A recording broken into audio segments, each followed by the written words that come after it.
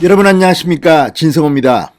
결국 공수처가 이른바 고발사주 의혹으로 윤석열 후보를 피해자로 입건까지 했지만 무혐의 판정을 낼 것으로 보입니다. 자, 어젯밤 손준성 검사의 구속영장이 또다시 법원으로부터 기각됐습니다. 그런데 이번에 주목할 일은 윤석열의 이름을 이 구속영장에 넣지도 못했다는 겁니다. 자, 애당초에는 윤석열 후보를 공수처가 이 공공에 빠뜨리기 위해서 이렇게 다급하게 정권 차원의 수사를 한 게 아닌가 의심을 받았습니다. 반면 박지원 국정원장은 같이 고발당했는데도 수사도 제대로 하지 않고 있다는 그런 비판까지 받았습니다. 그런데 공수처가 생기고 처음으로 신청한 체포영장 1호, 구속영장 1호 모두 다 기각됐습니다. 손준성 검사입니다. 자, 지금 손준성 검사 하나도 제대로 구속시키지 못하는 무리한 수사를 공수처가 했다는 것이 들통이 난 셈입니다. 자, 지금 법조계에서는 김진욱 공수처장이 최대의 위기를 맞았다고 보고 있습니다. 원래 공수처라는 조직이 문재인 정권이 그렇게 밀어붙였던 거 아닙니까? 패스트트랙에 올라태우고 몸싸움을 하고 그 전쟁통 속에 통과시킨 이 법안에 따라 만들어진 공수처, 문재인 대통령도 공수장이 누가 되느냐 막 챙겼다고 합니다. 그런데 막상 공수처가 출범하면서 지금 윤석열을 잡아보겠다고 언론의 비판에도 불구하고 어떤 물증도 없이 윤석열을 피의자로 입건했는데 이제 무혐의 결정이 곧 내려질 것으로 보입니다. 확실시됩니다. 자, 이렇게 되면 누가 책임을 져야 할까요? 민주당이 무슨 말만 하면 공수처는 기민하게 움직였다는 의혹을 받고 있습니다. 어떻게든 제1야당의 강력한 후보 윤석열을 이른바 고발사주 의혹으로 엮으려고 했는데 이거 뭐 윤석열까지는 건치도 가지 못하고 그 밑에 있는 김웅 의원실 압수수색 영장도 취소당하는 그런 굴욕을 겪었습니다. 이게 문재인 정권이 그렇게 자신하던 공수처의 실체입니다. 자, 이제 윤석열 후보가 공수처에 의해서 고발사주 무혐의를 받으면 문재인 정권은 엄청난 타격을 받을 것 같습니다.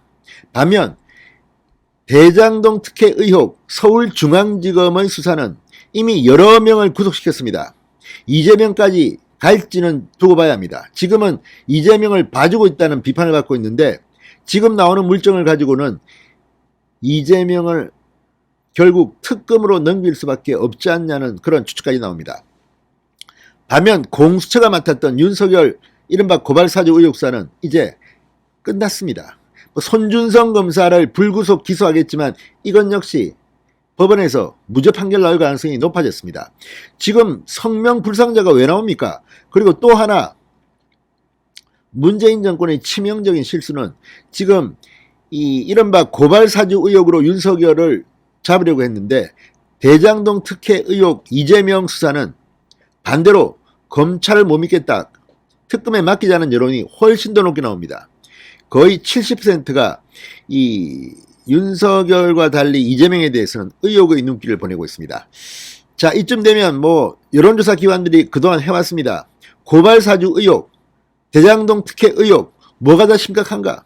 물론 늘 대장동이 심각하게 나왔습니다. 그런데 이제 고발사주 의혹으로 윤석열은 엮지도 못하게 됐습니다. 이재명 후보 앞으로 힘들 겁니다. 진성호의 융단 폭격 시작합니다. 공수처를 융단 폭격합니다. 방송에 앞서 아직 진성호 방송에 구독자가 아니신 분은 붉은색 구독 버튼 눌러주십시오. 더 좋은 방송으로 보답하겠습니다. 자, 손준성 대구고검 인권보호관 전 대검 수사정보정책관의 구속영장이 또 두 번이나 기각되면서 이제 공수처의 이른바 고발사주 의혹 관련 수사도 윗선에 이르지 못하고 곧 마무리될 전망입니다. 이제 뭐 힘이 무능한 공수처, 도대체 이 공수처는 ABC도 모른다, 수사의 ABC도 모른다는 비판까지 받고 있습니다. 무엇보다 공수처가 당시 검찰총장이었던 윤석열 후보를 잡으려고 했는데 이건 불기소 처분을 내릴 수밖에 없는 상황이 됐다고 언론들은 보도합니다. 자, 손준성 검사만 불구속 기소하고 수사를 조만간 마무리할 것으로 전망됩니다. 서범인 서울중앙지법 영장전담 부장판사가 오늘 새벽 직권남용 권리행사 방해, 이 혐의로 이 구속영장이 신청된 손준성에 대해서 피의자의 방어권 보장이 필요한 것으로 보이는 반면 구속의 사유와 필요성, 상당성 소명은 충분하지 않다며 구속영장을 기각했습니다.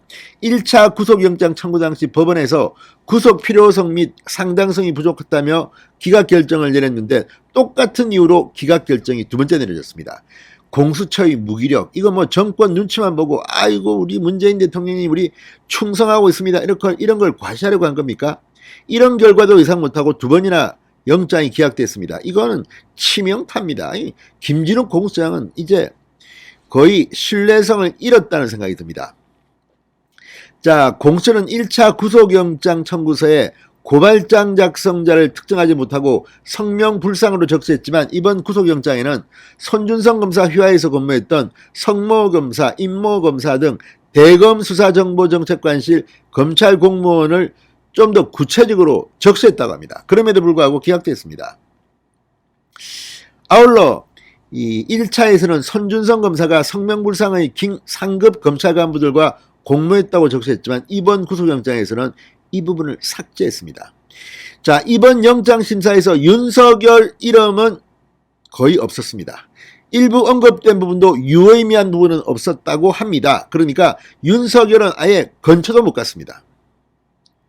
윤석열은 곧 무혐의 결정이 날 것으로 봅니다. 이러니까 또 민주당이 그 보도 나오자마자 지난번에 또 막 악을 쓰고 난리가 났습니다. 이것밖에 수사 못하느냐. 자, 위선과 관련해 확실하지 않은 혐의보다 손 검사의 혐의 입증에 집중을 했는데도 불구하고 영장이 기각됐다는 것은 손준성 검사 역시 무죄 판결 가능성이 높아 보입니다. 자, 손준성 검사의 윗선인 윤석열 후보를 수사하려면 손준성 검사의 직권남용 혐의부터 우선 파악해야 하는데 공수처에서는 아직까지 고발장 작성자도 특정하지 못했다고 합니다. 법원에서 두 차례 영장이 기각되면서 이제 공수처는 위기에 처해 있습니다. 게다가 김웅 의원이 지난 9월 공수처가 자신의 사무실을 압수수색한 것을 두고 준항고 신청을 했는데 최근 법원이 위법한 압수수색이다 인용 결정을 내렸습니다. 그러니까 이 압수수색은 취소된 겁니다. 그리고 이 압수수색에서 나온 증거는 재판에 사용되지도 못합니다. 물론 공수처가 이제 대법원까지 가기로 했지만 이 영장 관련 준항고 인용 결정은 좀처럼 찾을 수 없는 그런 일이라고 합니다. 그만큼 공수처는 압수수색이든 수사든 엉망진창으로 한 것으로 보입니다. 자, 어쨌든 윤석열 무혐의가 조만간 확정되면 윤석열의 후보로서의 신뢰성은 더 높아질 겁니다. 그리고 윤석열을 탄압했던 공수처의 일은 정권이 바뀌면 아마 조사받게 될지도 모르겠습니다. 아무튼 공수처 큰일 났습니다. 폐지만이 답인 것 같습니다. 신성호의 융단 폭격이었습니다. 여러분 감사합니다.